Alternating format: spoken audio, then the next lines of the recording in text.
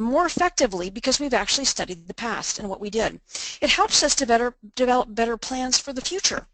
It also reinforces the need for assessing responses, and it gives us the opportunity critically to engage in a debate and actually achieve some sort of perspective about what's happened.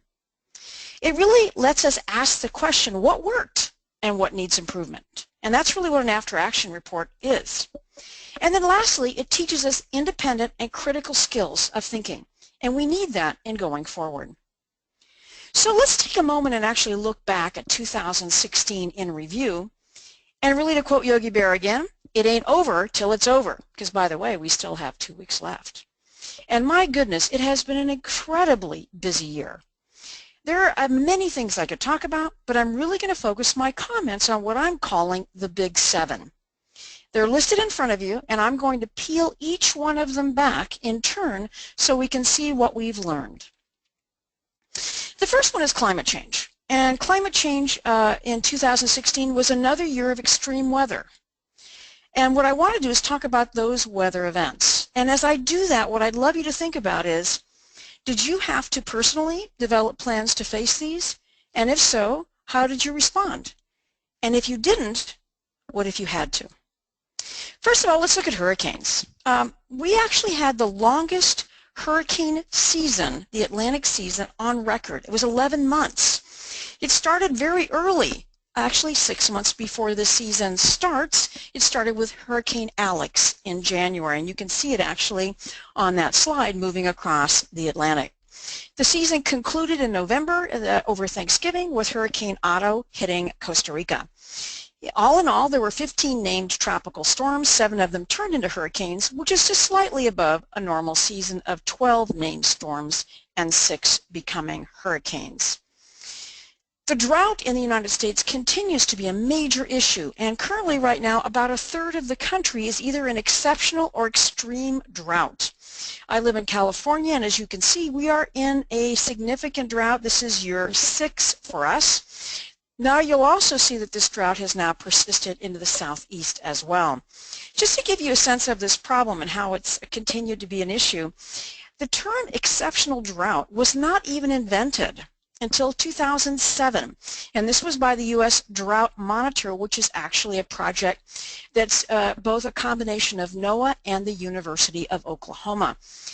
The extreme drought of 2007 in Texas was so dire that the previous extreme rating of extreme drought wasn't extreme enough, and they came up with exceptional drought. And since that criteria was established, it has been met every year as dry conditions have persisted, and that 2007 drought in Texas moved over to the southwest and into California, and now we're seeing that occurring in the southeast. This has led to one thing that's been problematic in California, and it's a really good example of climate change and drought and severe weather, and that is the number of dead standing trees in California. Currently right now the U.S. Forest Service has just identified 36 million more dead trees in California since its last aerial survey in May of 2016, which brings us to 102 million dead trees on 7.7 million acres in California. And you may say, well, how does that affect business? Well, take a look at that photograph. That's the San Bernardino fires, very, very close to downtown Los Angeles. Think about that if that is your area or where you live or work. It impacts people where they live. They may not be able to come to work. It impacts significantly transit and movement of goods. It also impacts air quality, and in some cases severely impacts businesses, as we've seen in Tennessee. Just to go back to California, in 2016 alone, 62 million dead trees have died, which is creating a huge problem with wildfires, which is, of course, our next issue. Wildfires have been everywhere in the United States, but I'm just going to highlight a few. California, which has a tendency to burn on many years, has extreme issues now, a lot of it because of our standing dead trees. But the southeastern fires have been so significant, Tennessee in particular, some of those driven by arson, but they were promoted and allowed to happen, if you will, because of the severe drought. So it wasn't just the arson, it was the conditions that allowed that fire to spread. The map that you see on slide 11 just gives you a sense of how bad it has been in Tennessee with the number of fires that they had over a 60-day period. And again, there's many other states that have had this, but certainly the Southeast and the West have been the most significant. We've also had tremendous flooding this year. We've actually had some floods termed as catastrophic. There were 4 floods that saw major damage: Oklahoma, Arkansas, Florida, and Pennsylvania. In addition to those, there were 3 states where they had what was considered to be 1 in 1,000 year floods: Texas, Maryland, and West Virginia. And then, of course, Louisiana saw the worst natural disaster to strike the U.S. since Hurricane Sandy in 2012, with phenomenal amounts of rain falling in 1 week and widespread catastrophic flooding affecting businesses, homes, and a huge part of the state. 140 deaths so far from flooding in 2016. That number is likely to rise. Severe heat in North America, and in places that you are kind of surprised. If you look at that map, you'll notice Greenland is a very large aspect of that, and of course the Arctic was about 10 degrees above normal most of the year. Overall, temperatures in North America were between 5.6 and 8.3 degrees Celsius above average. The heat death statistics are not available yet, but they're expected to exceed the last 10 years. Part of this has been caused by something that's called a heat dome. And this is literally like an inversion, if you will. It's a high pressure system in the upper atmosphere that acts like a lid, and it prevents the hot air from escaping, and so we're kind of doing a slow cook, so to speak. This has happened 3 times in 2016 and has created in each time serious and severe heat problems in North America. But North America is not the only part of the world that has been significantly impacted, and I'm just giving you one example, and that was India, and that's when they reported this year the highest temperature ever reported in that continent, 123.8 degrees, 51 degrees Celsius, which is hard to imagine. Hard to imagine. So, good news on one front. Tornadoes. We've had less tornadoes than we normally do. 2016, we've only had 964 as of December 8th. That was the last touchdown noted in the United States. We still have 2 weeks left, and last year there was a tornado storm around Christmas, so there is a possibility. And our 20-year average, just to give you a sense of perspective, is about 1,134. So climate change and severe weather, a huge aspect of response activities in 2016. The next one is cybersecurity threats and breaches.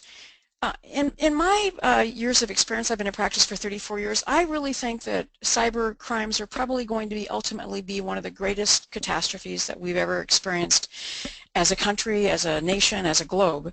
And it is ever present and so pervasive in our society any longer. It really has become all things cyber. And so if you look at the pie chart that you see in front of you, as far as 2016, the motivations behind most attacks, as you can see, has been crime, and that's primarily financial gain. There's been a certain amount of hacktivism at 17.6, and then cyber espionage at around 6%. And as long as you're connected to the internet, you can be a victim of cyber attacks, and your chances, frankly, are excellent. And I'm sure you've heard many cyber presentations, and generally the overarching belief is that it's not a matter of if, but when for any organization to have a significant hack, regardless of how much time, energy, and money one spends. The most common vehicles are malware, and that includes ransomware. Point-of-sale malware, and of course we'll see more of that around this time of year as the holidays are in shopping, are in its fevered pitch. There's been a certain amount of account hijacking and theft related to that. Malvertising really started to peak up this year, and that's where malware is actually embedded in ads that you click on even very legitimate websites. And then you actually download malware and that infects your system. And then certainly targeted attacks. The point of entry and the solutions. Point of entry email remains the big issue. Email phishing is so popular, and I get a lot of that still every day. And I am amazed at the amazing skill now in email phishing, where it looks like it really came from your bank or from your credit card company or whomever. And so the best rule of thumb, of course, is never click on any live link on anything to be safe. Spear phishing, of course, is another great point of entry. CEO fraud email. This has become actually an increasingly big problem in the United States, and it's a really creative one. It's where your CEO or an executive member of your company has their email account compromised. How does this happen? Oh, they could be on a public internet, in a hotel, during travel, or in an airport, and their credentials are compromised. They don't know that, of course. And the hacker then sends out a variety of emails to colleagues using their email address book to either transfer funds, pay certain bills, conduct certain types of activities, and of course the person who receives the email has no reason to doubt that it's not the executive who has this request, and they 99.9% of the time go ahead and do whatever they're asked to do. And then lastly, point of sale being another great common form of entry. The solutions, of course, there's many technology solutions about malware and ransomware and all other forms of intrusion. However, humans remain our weakest link. That's every one of us on this webinar. And so investing in good security awareness is really important, and training is absolutely essential, and you need to train over and over and over again in order to minimize, to the best of your ability, that human link that is so problematic. I do want to mention just for a moment ransomware, which is now really a growth industry. It's the #1 form of malware being dispersed across the world, and there's a reason for that, is it works. It's a great revenue generator for folks. I want to just quote one study that was done by Malwarebytes in June of 2016, and I like it in particular because it has a large number of companies, 540, and they are companies from across 4 different countries, and they are decent-sized businesses. 5,400 was the average number of employees in all of these companies. And they actually discovered that 40% of these businesses were actually attacked by ransomware, and there was significant problems with it. So not just one laptop, but it actually ended up having some significant impact in these businesses. So it's important to stop and look at this for a moment. Of the victims that were actually impacted, of this 40%, more than 1/3 of them lost revenue, and 20% of them had to stop their business for some time completely. 46% of those ransom attacks originated from email, just as we talked about just a moment ago. And about 60% of them weren't too greedy. They only asked for about $1,000, but some of them asked for as much as 10, and 1% even asked for 150. Globally, about 40% of the people paid ransoms, and that is increasingly an easy solution as viewed by many companies, simply to pay the ransom and to get their data unencrypted. 60% of those attacks took over 9 hours to remediate. So stop and think about that. If you're looking at your business continuity plans, what kind of a response do you have in your business continuity plans to deal with a 9-hour loss of a critical system? Do you have workarounds? Think about that. Healthcare and financial services are the big industries that are leading the charge, if you will, and that 63% took an entire day to remediate the endpoint. So that could be a system being down completely for an entire day. What does your business continuity plan say about that? The next one is violence, both workplace violence and active shooters. Active shooters, as we know, and Everbridge and I have done a lot of work on that this particular year, is increasing. And you'll see this is FBI statistics starting from year 2000 with 2 attacks, and then going up to 2015, of which there were over 20. An active shooter, as you know, is the definition is an individual who's engaged in the attempt to kill individuals in a confined or populated space, and that's their sole purpose for being there. An active shooter situation is increasing, as we've mentioned, and it's at the highest it's ever been. As far as the statistics for this particular year, these are the only ones that have been actually formalized by the FBI. There are others, but they are not currently listed as an active shooter event. So I've only listed the ones that the FBI count to date, June to mid-June, and you'll see those in front of you. There are 13, but there will be more than 20 certainly by the time the year is over. But active shooter is only one part of this whole puzzle, and the other part is just simply gun violence and mass shootings. So when we talk about gun violence in the United States, as of December 10th, there's been 54,000 shootings, almost 14,000 deaths, and a little over 28,000 injuries. But What I want to speak about just for a moment is mass shootings. As of December 10th, there were 363 mass shootings in the United States. The general approved definition, although there are some people that have slightly definitions, but the one that's used the most often is a mass shooting is over 4 people shot or killed at one time. And honestly, that's what you most commonly would see in a business is a mass shooting. Where somebody might come in after a termination or a disgruntled consumer or something like that. So these are increasingly an issue that we have to face in business, and this is not going to go away anytime soon. Terrorism, both U.S. and worldwide, continues to grow. Now you look at this graph for a moment, you think, wow, look at how that has really gone up. So let's stop for a moment and talk about the definition of terrorism.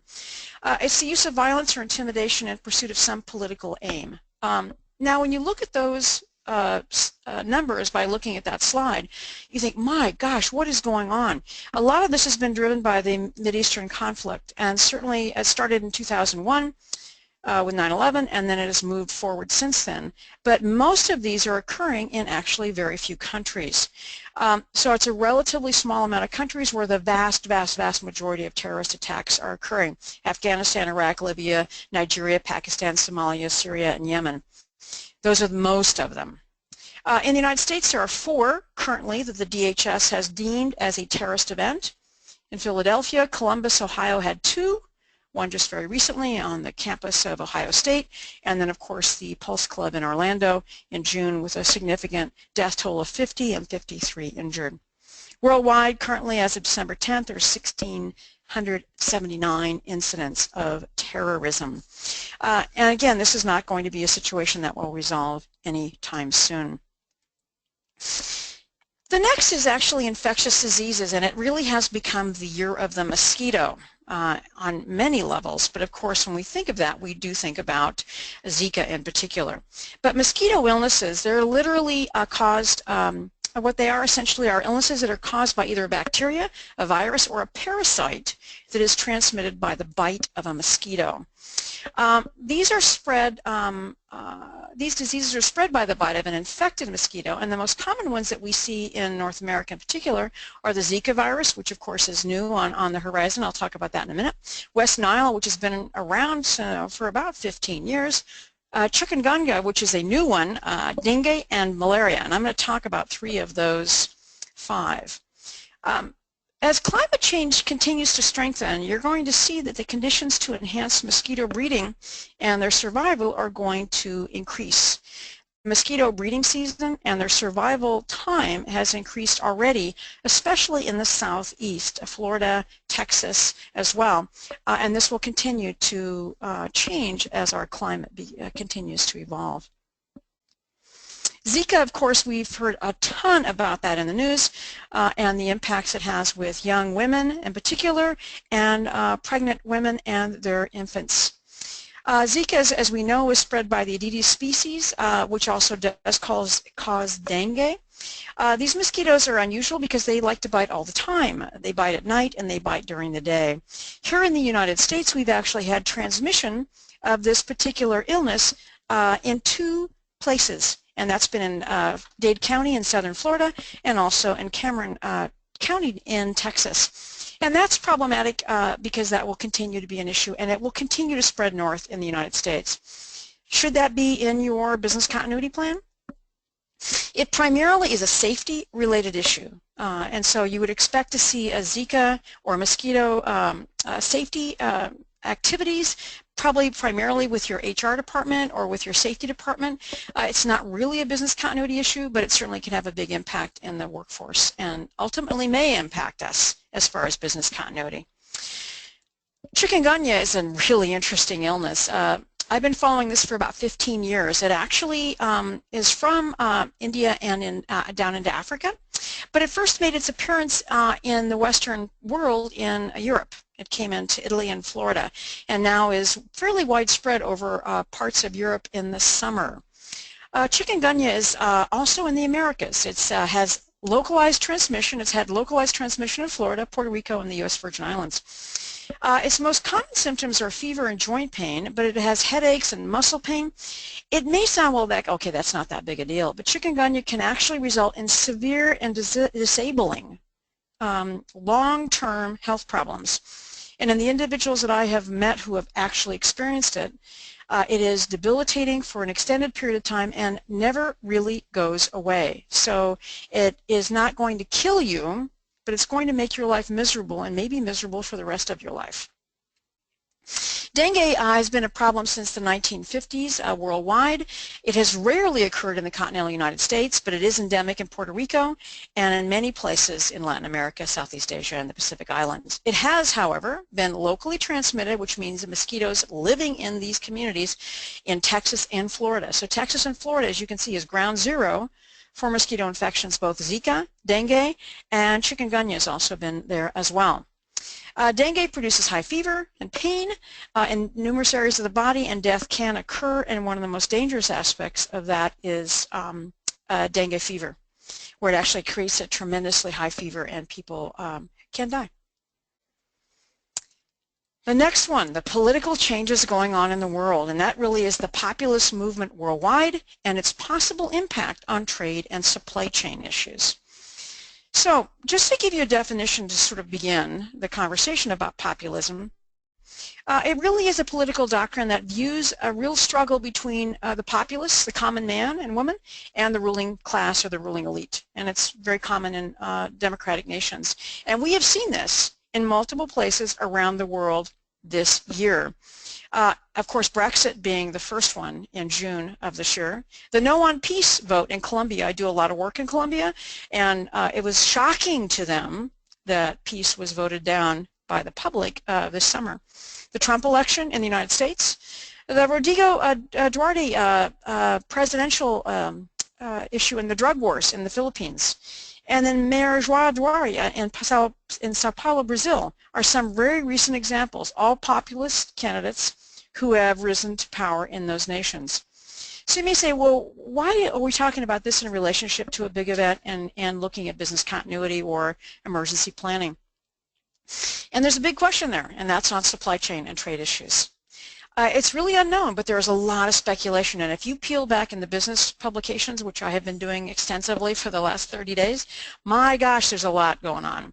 There's a lot of speculation about how any kind of protectionist trade or the renegotiation of existing trade agreements like NAFTA, or placing import tariffs on foreign goods like Chinese goods, and how that would impact trade and how therefore it would impact supply chain. In fact, there's a very good article I would encourage you to look at in the last Forbes of December 1st, and it really is talking about how companies are already looking at global supply chain networks and how tariffs could actually affect their ability to either get products and the need potentially for looking at alternative sources. And the quote right out of the Forbes magazine said, from a supply chain perspective, the election of Donald Trump is considered to be a disruptive event because we don't know what's going to happen with these critical issues. So I would ask you to really look at your overall business. Is a supply chain or trade issue potentially a problem from you from a business continuity perspective? There's lots of different programs that do this, and this article at Forbes pulls out this one program that looks at all the different possibilities of where vendors are and the possible trade conflicts, so you can begin to forecast immediately if you might have a disruption to your business, and that's really important from a perspective overall of business continuity. So what are the effects likely of the trade and supply chain issues? We don't know. No one knows. And so there's a lot of global uncertainty, which leads to some certain amount of instability, and therefore we just have to pay attention because it's going to be interesting. The last one is really the issue of social media. Social media and its overall impacts on our world, and how we now have incredible challenges to manage those communications or attempt to manage them. And what I want to do is I could focus on many. I could talk a lot about Twitter, but I'm going to focus on Facebook because of a whole new program that they have that maybe you may not even be aware of. It's called Safety Check. We've blogged a lot about this since it first came out in the fall of 2014, and it's a tool that you can actually go online using your Facebook account, assuming you have one, and you'll see from the slide in front of you, it basically asks the question, are you safe? Or do you need help? And so if you imagine your family is wondering how you're doing and they've heard of some terrorist attack in Paris and you're in Paris, you could actually post to your Facebook account your status.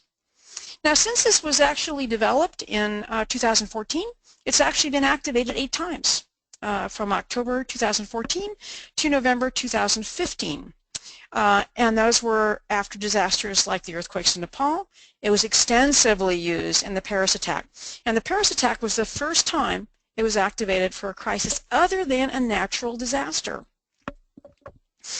Now, it was extensively used for the first time in June during the Pulse nightclub massacre in Orlando. It was the first time it was deployed, extensively used in Orlando, people trying to track down individuals. And as you recall, 50 people were killed and 53 injured. So it was extensively used. But what's amazing to me, just to give you the sense of the reach of Facebook, that since this was created and deployed for the first time in October 2014, that's only 2 years. Notifications have appeared in the feeds of over 1 billion people, which is about 14% of the humans on the planet, have checked in somehow or received information about somebody's status on their Facebook page. That's mind-boggling to me. Now, Facebook has noticed this, as you might imagine, and they're now coming out with what they call a crisis hub vision. This is still in its formulating stages, but it could be a very great source of information for you and for gaining situational awareness, which I'm going to talk about in just a minute. Facebook is right now in the process of creating what's called a crisis hub. Not live yet. A great article about it in Wired this year. And basically what they're imagining is literally a live, centralized repository of information from scanning and pulling the web, so looking at Twitter and news feeds, YouTube, all the other forms of communication, and pulling it all together in one centralized place. Wouldn't that be amazing? This is where you can not only check in about your individual status, but you can also even coordinate how you might respond to things. And all this information is going to be sort of served up to you. So they're going to be following news and chat sites. They're going to be looking at live video, and their goal is to basically aggregate all of this and pull it into a page. Mind-boggling. What their claim is, and if they can do this, it would be phenomenal, is to basically defragment all of this information that comes out of this disaster zone and be able to pull it all together for us in one place. And wow, if they can make that happen, that would be off the charts phenomenal. But what this ultimately says, and what we experienced in 2016 and what we're going to continue to experience, are significant communication challenges. The speed of communication is accelerated way beyond the speed of light, and it's fed by essentially 3 things: a connected world, mobile devices, and social media. And what this means is that for companies, there is a phenomenal pressure to get ahead of it, or at least keep up. And that is a tremendous pressure and really, really hard to do. With everybody in possession of a smartphone who begins to post things almost instantly and in real time to a multitude of platforms, wow, it's a lot to keep up. And this is only going to continue to increase, and it's only continue to get worse. And that's our world. So those are the 7 things that I think are really the big issues for us to deal with. So then the question really becomes, well, what's next? What's next as we go into 2017? Well, I've been researching this talk for about 2 months, and I've read tons of information. And what I think when I'm asked that question is literally more of the same. I actually think all 7 things I've mentioned are going to continue to be a major issue in 2017, and in some cases expand. And as Yogi Bear said, it's like deja vu all over again. So what's our future? If we are indeed facing these 7 items that I've just mentioned: climate change, cybersecurity issues, violence, terrorism, infectious diseases, political changes and instability, and the impact of social media, what's our future? And how the heck are we going to cope or manage? And what I have to talk about with that answer is really what I'm calling 6 building blocks. And I think these are really, really important. And let's peel them back one at a time here. The first one is really understanding your current risk profile. I really strongly believe that based on the discussion of our Big 7 I've just talked through, it's really important that you go back and reassess your risks. Most organizations do a hazard risk vulnerability analysis once, and they may pull it out periodically from time to time and give it a cursory look. But I think you actually need to pull it out again. And for all of your locations, I think you need to look at the 7 things I mentioned and really look at that from a risk perspective as well. If it's been more than 2 years since you've done one, you need to do another one. And you need to think more broadly, and I would really encourage you to think about the 7 things I mentioned today. And if applicable, if you have supply chain concerns, and many of us do, and sometimes they're kind of hidden, you need to really look at whether your supply chain could be at risk based on the political instability of the world. And after you've actually done that risk analysis, what's really important is that you also then really look at risk tolerance. Now, you personally probably aren't the one that's going to assess that risk tolerance, but perhaps then after you've redone your risk vulnerability assessment, you take it to your senior risk committee, or you took it to your business continuity steering committee, and you talk about any new findings you have, or just reviewing your current status based on the 7 things that I mentioned. Because somebody needs to re-up the tolerance they have for risk and say, is our planning sufficient for the risk that we've actually now identified? And it might have changed. And that really asks all of us on this call to really think about thinking ahead. What do you see when you look forward now? And you need to really think about things that might need to be changed. So the risk assessment is the place that you need to begin this whole conversation. Now, one of the things that I would like to call to your attention, if you're not already using it, I use this a lot, and every time I give a speech, I almost always talk about Google Alerts. But it's a great way for getting information, for assessing risk, and for ongoing following key topics that you're interested in.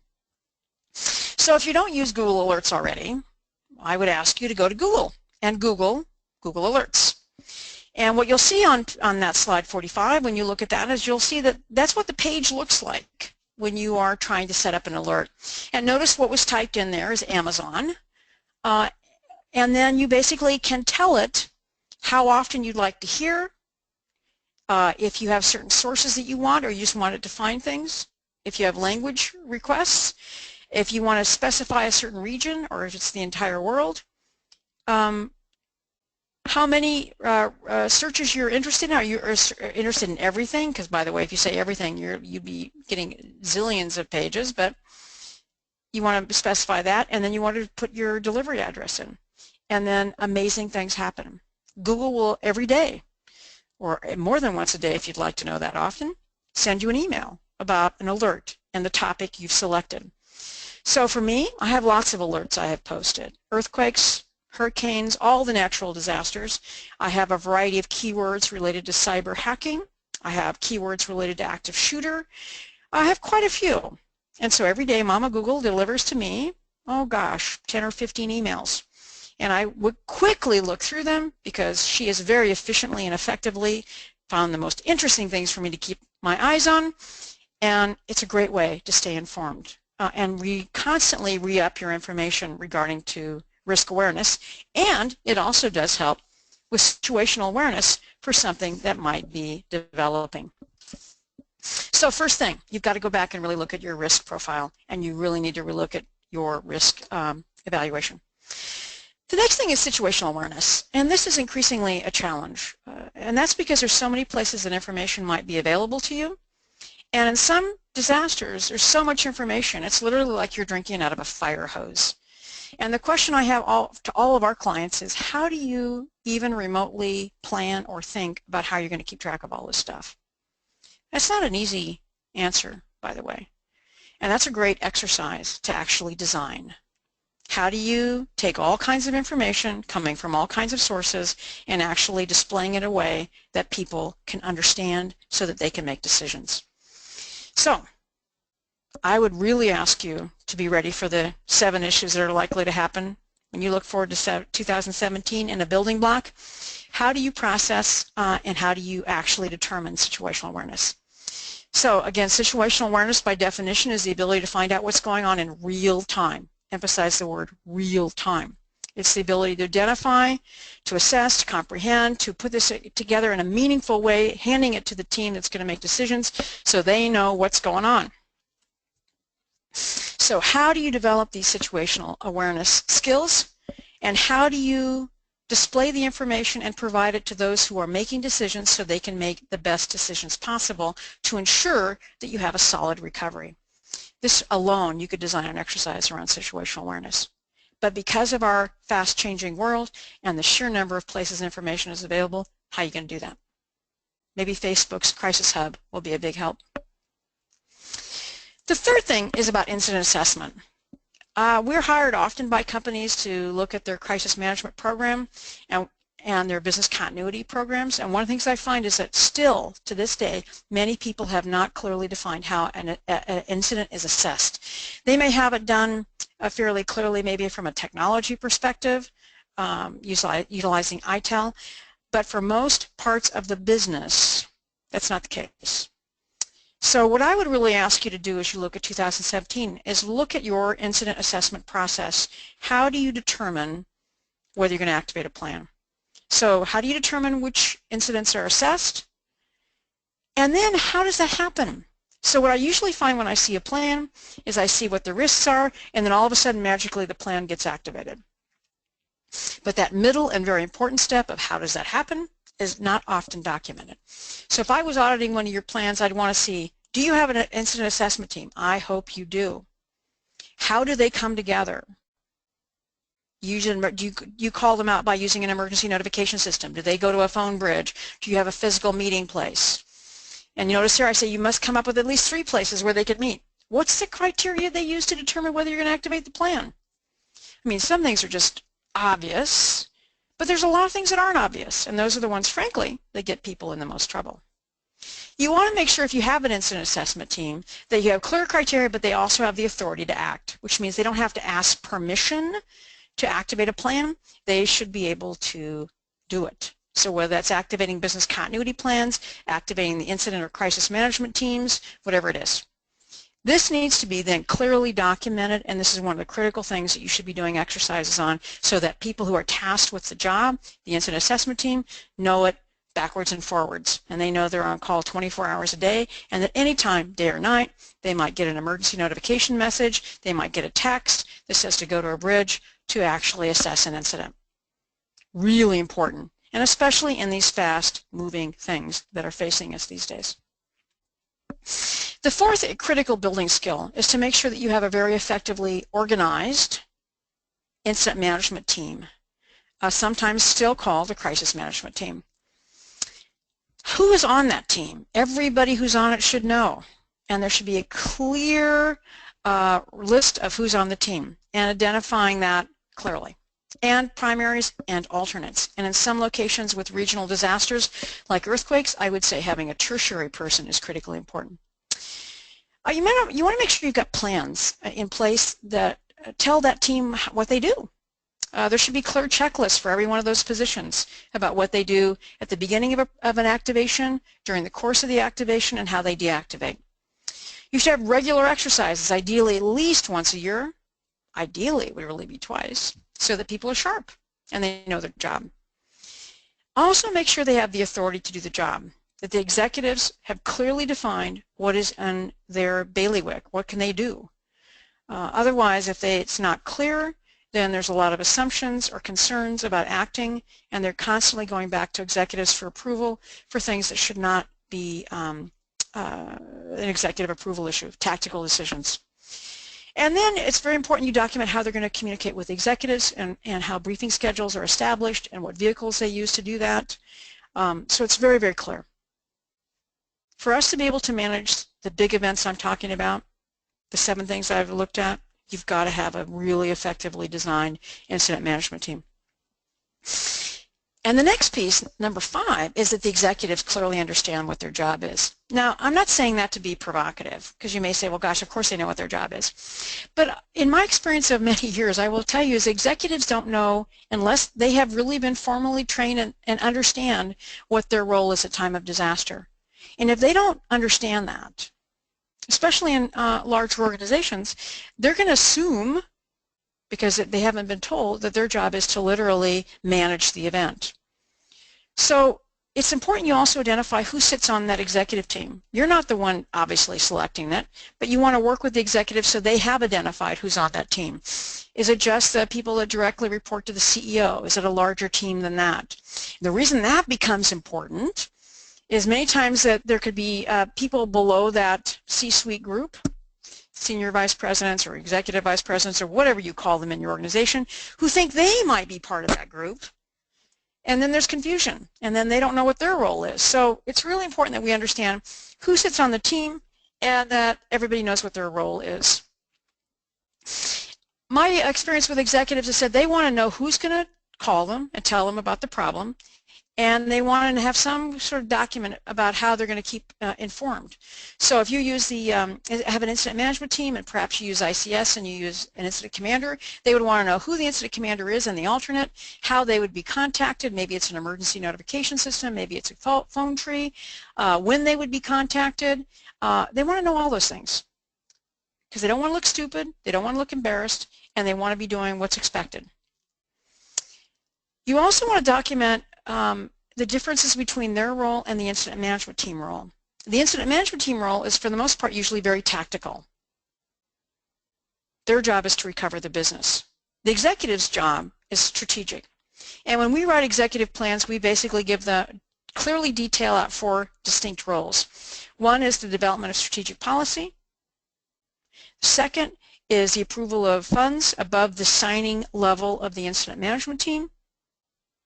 The third is senior relationship management, which would be dealing with executives, could be mayors of the city or governors of the state. Who are the senior relationships that they manage and would want to be communicating with at time of crisis? And then lastly, if it's a significant enough event, they might elect to choose to be the media spokesperson rather than corporate communications. So 4 key roles. You want to make sure whatever roles those are that they have agreed to, it's well documented. Most executive plans we write are probably 3 pages. There's not much. Ideally, there's some regular exercises that are done with them so they understand what their role is. And whenever we do an incident management team exercise, once that team is pretty good, we always drop in a aspect of it where the executives call into a bridge to receive a briefing from the incident commander. The executives are given in advance the criteria or the storyline of the exercise so they can be enrolled, and it gives an opportunity for the incident management team to practice giving reports to the executives, and it gives an opportunity for the executives to understand what their role is at time of crisis and how it's going to go. So it's very effective. And then we want to make sure that they have granted the proper authority to those people who have been given the tasks of managing the incident. I've said that over and over again, but if it's not clear, then it's very confusing at the time of a crisis. Number 6, crisis communications. And this really ties back, if you will, to the whole issue of social media. I cannot emphasize, I've talked about this for 34 years, so sometimes I feel like a broken record. Your crisis communications plan is so critically important. I've talked to many communications people over my career, and many times they'll say to me, Regina, we don't write too many things out because we'd rather just do it out on the fly because we can be very effective. And maybe that worked in the 80s or 90s, but it doesn't work now. People need to have a pre-approved crisis communications plan and, really importantly, pre-approved written templates for all media forms. So that includes traditional things such as press releases and our more traditional types of communication, but also social. It is really hard, by the way, to think effectively and creatively in 140 characters unless you actually have practiced and, frankly, have something already written that you can revise. And Twitter, which of course is 140 characters, or any text message, it's really a problem. So You want to make sure you have templates. You want to make sure that you've identified all the key stakeholders. You want to make sure that you have identified all your communication tools. And I would really give a pitch for utilizing key things like an emergency notification system where your communicators could send out an emergency notification system to all of their identified communication stakeholders in real time. Wow, that'd be great. And then lastly, doing regular communication exercises, and make sure you have lots and lots and lots and lots of social media injects so they have to really respond to them. That's critically important. So to recap very quickly, I believe there are 6 critical building blocks that you need in order to be effective in 2017 to deal with the 7 issues that I've talked about earlier. These are absolutely essential. A current risk profile, situational awareness, an incident assessment process, a well-organized incident management team, executives who clearly understand their role, and clear, well-designed crisis communications plans. So the question I would ask you in closing really is, are we ready? Are you ready for what's going to happen going forward? And my comment to you is really for you to be able to deal with the big 7, the first 7 things I talked about today, that you really need, desperately need the top 6. And as we go forward to 2017, there might be additional things that lob on to the big 7 I've mentioned, but they're definitely going to be there. And they're only likely to get more significant. So what I would ask you to think about in closing really is that time is wasting. Time is wasting, and you've got to get going on this because time is slipping by. So on that note, I'm going to pass it back to Anna.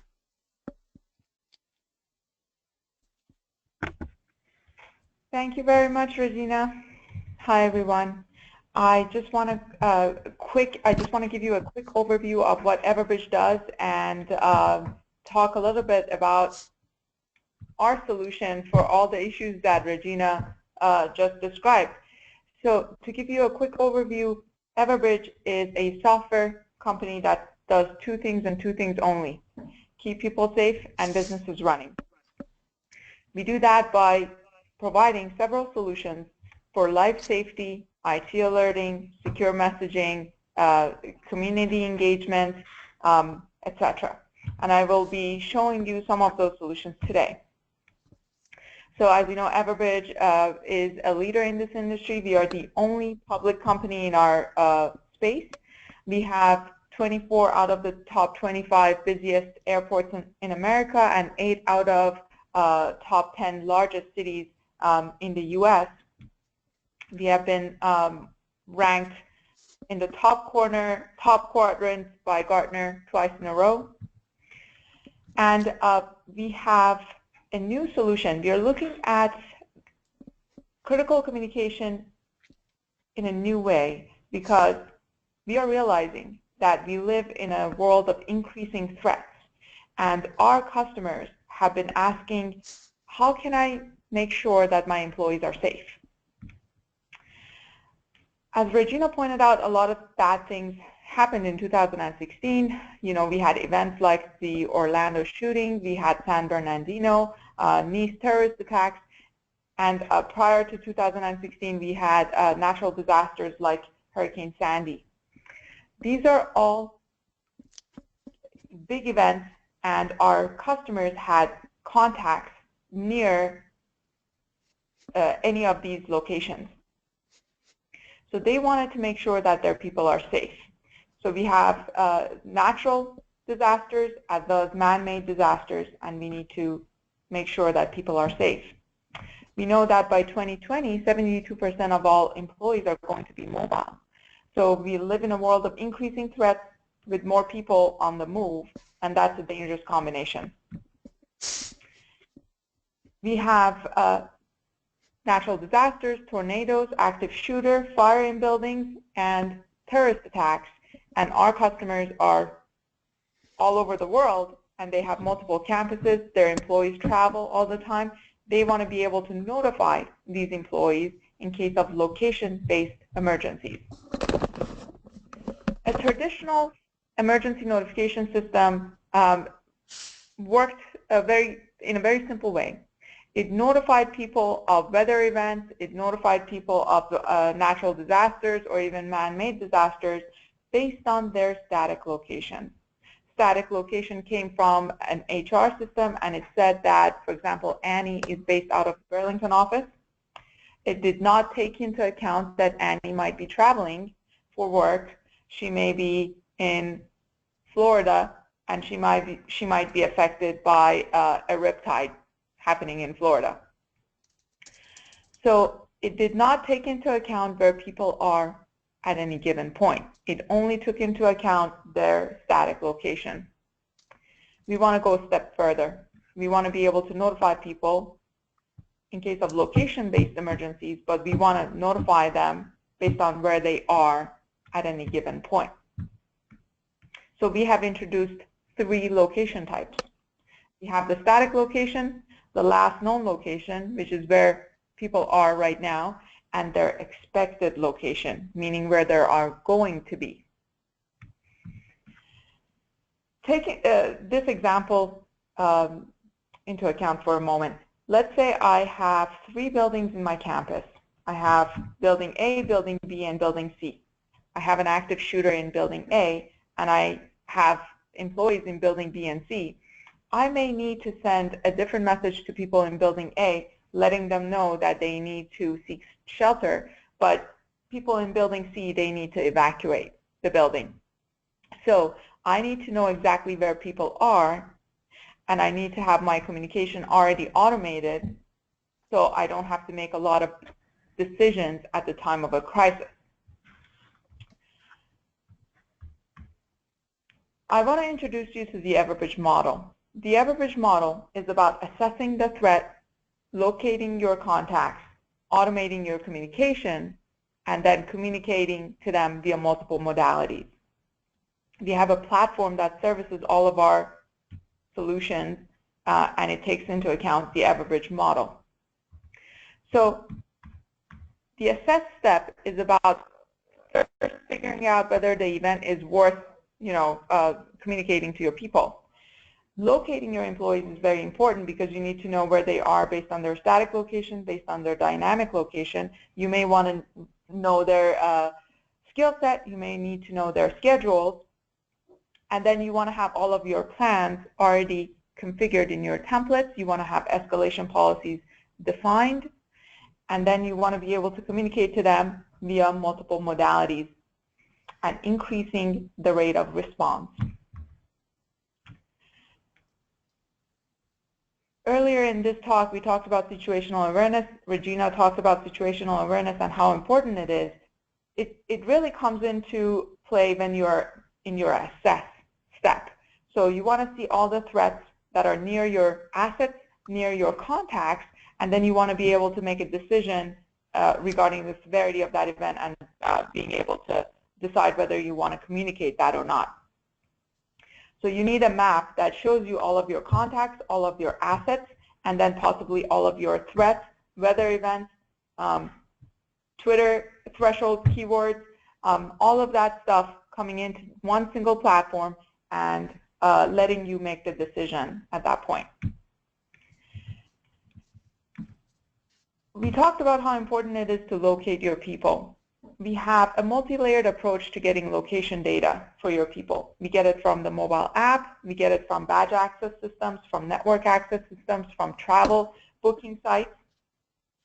These sources of location give us the last known location of individuals as well as their expected location. And it allows us to have an accurate idea of where employees are.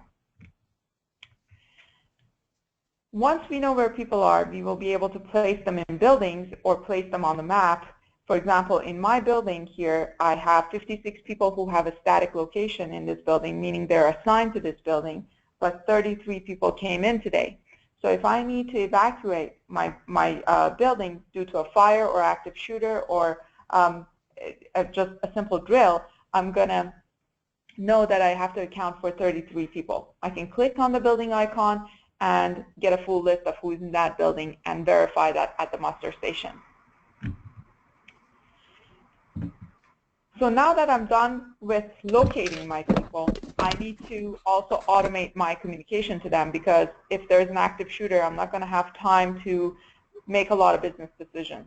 So I want to have my plans already in place I want to be able to quickly fill out a few little fields, like the date, that automatically gets filled for you anyway, but I want to point out which building has the issue, what floor, what branch possibly, and then have all the plans already configured, all of my contacts in there, maybe my rules in place, notify everyone in the building that comes through as a variable, make sure that all the right people are getting the right communication. But I don't want to have to do all that work when the crisis actually happens. I want that to be in place for me ahead of time. I want to have my escalation policies, my response teams already defined in the template. When it comes to the communication aspect of it, which is the fourth phase, I want to be able to communicate globally. I want to be able to communicate through multiple modalities, and I want to increase my rate of response. So Everbridge supports up to 100 different modalities. Some of them are extremely obscure. Some of them are the more common ones, like phone, SMS, email, push notifications. Those are the more common ones that everyone is aware of. We have some more obscure ones, like, I don't know, outdoor sirens and one-way pagers, etc. But when you communicate through multiple modalities, you increase your rate of response. And then I want my people to also be able to communicate with me. For example, as an employer, I want to be able to respond to panic alarms. So if I have a traveler and this traveler encounters some issue, maybe they get mugged or attacked, I want them to be able to press a panic button and communicate back with the security team at the company. So the mobile app needs to be bidirectional. It needs to provide location data of employees, and it needs to receive push notifications and allow them to send text, video, and pictures back to the organization. So by having all of these 4 things in place, I can make sure that I respond to crises appropriately. Basically, I want to be able to assess the issue, locate my people, automate my communication, and finally, in the last stage, I want to communicate through multiple modalities and be able to communicate reliably globally.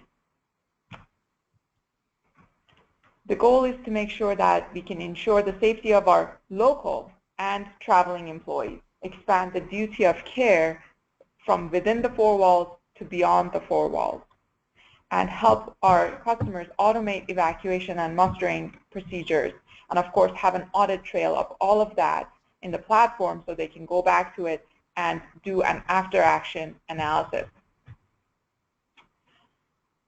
With that, I think we can open it up for questions. I know we are kind of running short on time. All right, thank you, Annie. Yeah, we are a little over it on time, but I'll try and get to as many questions as possible. As a reminder to the attendees, you can submit your questions by typing a question into the open text field in the questions panel on your screen. First question we have is for you, Regina. You talked a lot about cyber attacks. Do you recommend running exercises for cyber attacks? Great question. Yes, I do. And I think that there's 2 types of exercises that you can focus on. Certainly are the technology exercises where you actually bring together your incident assessment team and the folks that are tasked with managing the incident from a technology perspective. But I'm a huge advocate of doing exercises for the incident management team as well as the executives, and really focusing on impact. The impact of the event. And as I alluded to in my presentation, part of the problem is that if you lose systems for a period of time, how are you going to be able to continue your core mission critical functions? And that's something that if you open up any business continuity plan, you're going to not see that. And it's really critical that people have the wherewithal and at least some ideas about how they would manage the business ideally without technology for a period of time. All right, thank you. Next question we have is for you, Annie. With Everbridge, how are staff checking in to let their companies know their location? Great question. The Contact Bridge app has a check-in button, and when an end user installs ContactBridge app on their phone, they can allow ContactBridge to have access location services on the device. So we are not tracking them behind their back. And then they will have a green button that allows them to press that check-in button, and that check-in will put a pin on the universe map for the location of the individual. All right, thank you. Next question is for you, Regina. In your opinion, what was the biggest surprise of the past year? That's a great question. I think the biggest surprise certainly was the whole populist movement. And so globally, not just one country or one region, but pretty much every place around the world, this incredible movement, if you will. And why I think that will impact all of us on so many levels is the uncertainty and the global instability. And for those of us in the profession of crisis management and business continuity, that makes all of us a little uneasy because we just don't know what will happen, and certainly our expectations of what normally happens may not occur. So I think that's the real wild card for 2016 for me. All right, just a few more questions here. Another one for you, Regina, sort of building off that. What do you think is the major lesson learned from 2016? Oh gosh, that's such a great question. I think the big lesson is really to expect the unexpected. I think, you know, when we look at our field of business continuity or emergency response, we think that we kind of have it all nailed down in many ways. We look at our risk analysis and think, wow, I understand what's going to happen. But I think the big takeaway for me is that we don't always know. In fact, maybe we don't know much. And just like in 9/11 when the planes hit the Trade Center and that had never happened before, oh my gosh, the crisis emergency of all time, I think that for me that was a really reawareness of that again, is that things are unpredictable, things can change, and even though you think you might clearly understand everything that's going to happen, don't be so sure. All right, thank you. Last question we have is going to be for you, Annie. Yep. When using a system like Everbridge, do you recommend using templates? Absolutely. We always recommend using templates because it allows you to pre-configure your plans, your escalation paths, your settings, and not have to make a lot of communication logic decisions at the time of a crisis. When a crisis happens, you really don't have that much time to be making a lot of business decisions. So you want to have your response teams already configured, your rules and your contacts in place, your escalation paths defined, your business continuity plans in place, and just deliver that via multiple modalities to your contacts. All right, thank you, Annie. And with that, we are going to wrap up. I want to thank Regina, Annie, and all of our attendees for a great webinar. As a reminder, you will receive an email with a link to the recording and the slides from today's event by week's end. And if you haven't already, please take a moment to follow us on Twitter at Everbridge and join our group on LinkedIn, Everbridge Incident Management and Emergency Notification Professionals. For those of you interested in seeing the Everbridge system in a one-on-one demo, please visit everbridge.com/request-demo. Once again, thank you all for joining us, and we hope to see you online again soon. Have a great day.